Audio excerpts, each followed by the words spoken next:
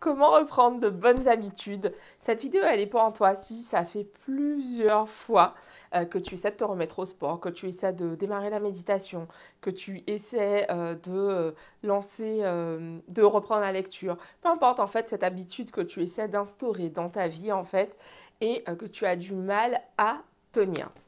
Alors je te fais cette vidéo en fait parce que justement aujourd'hui, euh, j'ai décidé de reprendre en main une des habitudes qui est vraiment importante pour moi et dont je vous parle chaque année régulièrement.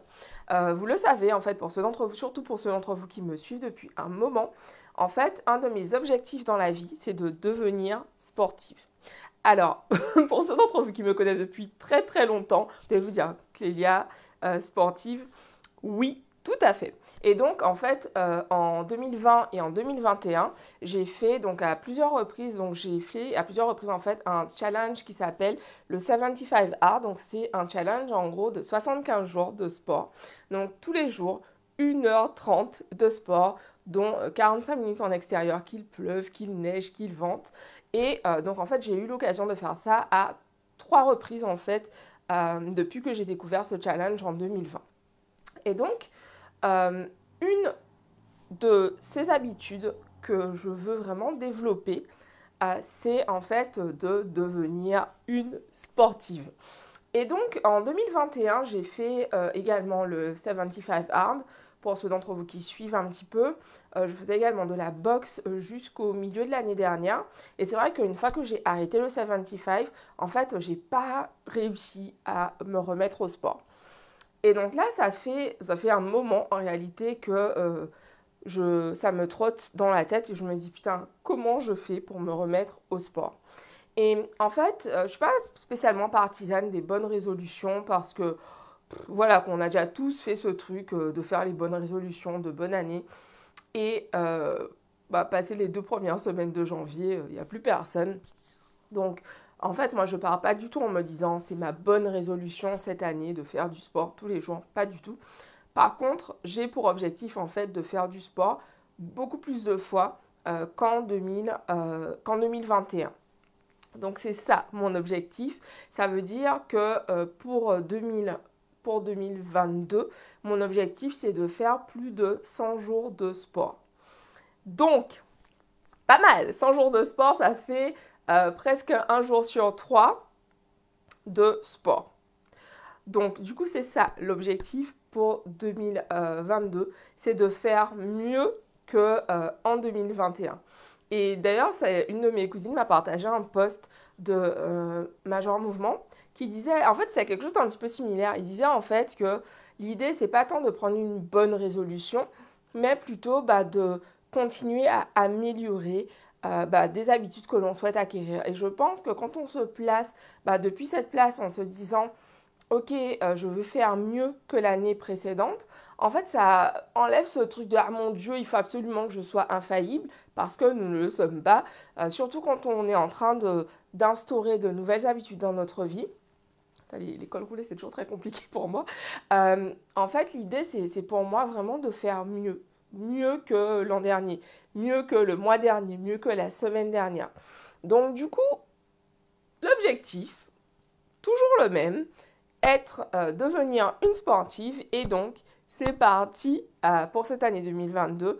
J'ai vraiment cet objectif de faire beaucoup mieux qu'en 2021 et donc pour ça en fait je démarre du coup demain un challenge de 30 jours, de 30 jours de yoga. Voilà. Voilà, et en fait j'avais envie de vous partager ça parce que pour moi c'est vraiment ce qui fait que souvent on se décourage et on perd un petit peu patience avec nous-mêmes, finalement, on se dira qu'on n'est pas capable, qu'on va pas y arriver, que voilà, qu'on baisse un peu les bras, c'est qu'en fait, on a vraiment tendance à se dire il faut à tout prix que je sois parfaite, que je fasse tout parfaitement. Alors qu'en fait, en gros, l'idée, si on voit vraiment le truc sur le long terme, en me disant, ok, au cours de ma vie, je veux devenir une sportive, en fait, ça fait que là, en gros, chaque année qui passe, c'est une année où je fais de plus en plus de sport. Et si je compare, en gros, tout ce que j'ai fait comme sport en 2021 par rapport à ce que j'ai pu faire en, je sais pas, quelle année où j'ai rien fait comme sport du tout. allez, tiens, 2003, 2004, voilà, en fait, ça n'a rien à voir, je suis à des années-lumière, en fait. Donc, du coup, l'idée, c'est vraiment, en fait, à mon sens, de te concentrer, de choisir, en fait, un domaine de ta vie dans lequel tu as envie de transformer quelque chose et, en fait, de te fixer des objectifs,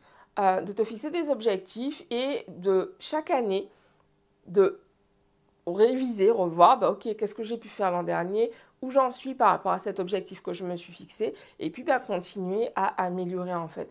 Donc voilà, pour moi c'est vraiment ça. Continuer en fait à développer cette habitude bah, de devenir sportive.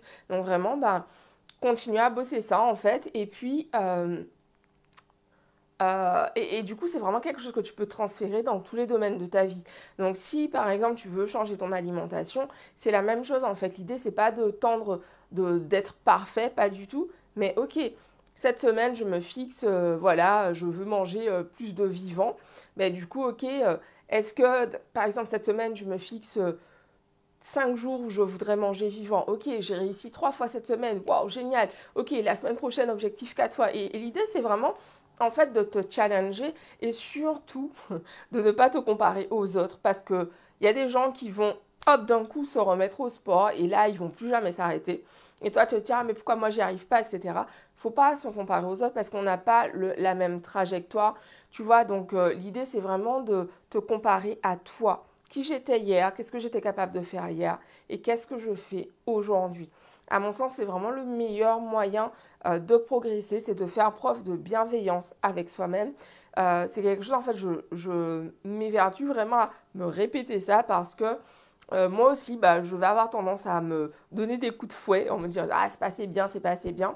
Mais en fait, plus le temps passe, plus je me rends compte que plus je fais preuve de bienveillance et plus je me montre de l'amour en fait en m'encourageant, en me félicitant pour ce que je fais déjà plutôt qu'en me reprochant de ne pas avancer suffisamment vite, bah plus j'avance en réalité.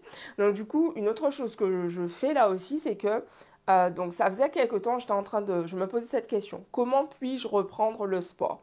Parce que pourquoi je me pose cette question? Donc tu me diras, bah, tu sors de chez toi, tu cours, Clélia, certes.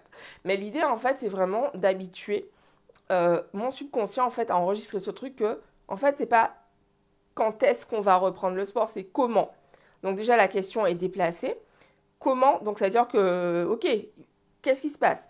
Et du coup, donc là en fait tous ces derniers temps, je regardais ok, qu'est-ce que je fais? Par quoi je recommence en fait? Et donc avant, non, c'est hier, j'ai vu passer un challenge de yoga with Adrienne. Je vous en parlais régulièrement l'an dernier dans le cadre, même, non, l'an dernier plutôt, c'est l'an dernier que je faisais pas mal de yoga dans le cadre du challenge 75 Hard. Et du coup, j'ai vu passer ça et je me suis dit, putain, ça y est, c'est ça en fait. Donc du coup, ce que j'ai fait, c'est que j'ai réaménagé, j'ai bougé des trucs, enfin bref, j'ai préparé en fait mon espace pour demain, en me levant, bim, je mets mon tapis de yoga. Et en fait, je suis prête vraiment à reprendre.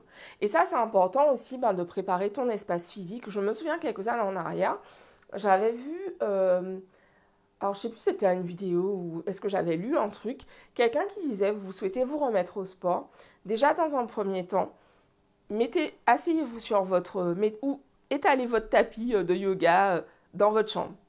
Vous allez voir, en fait, au bout d'un moment, bah, à force de marcher dessus, de le voir, en fait, vous allez vous dire, ok, allez, ok. Et le truc, j'avais testé ça, je me souviens, vraiment juste de me mettre dessus 5 minutes. Bah, t'es dessus, tant qu'à faire, tu fais quelque chose, quoi.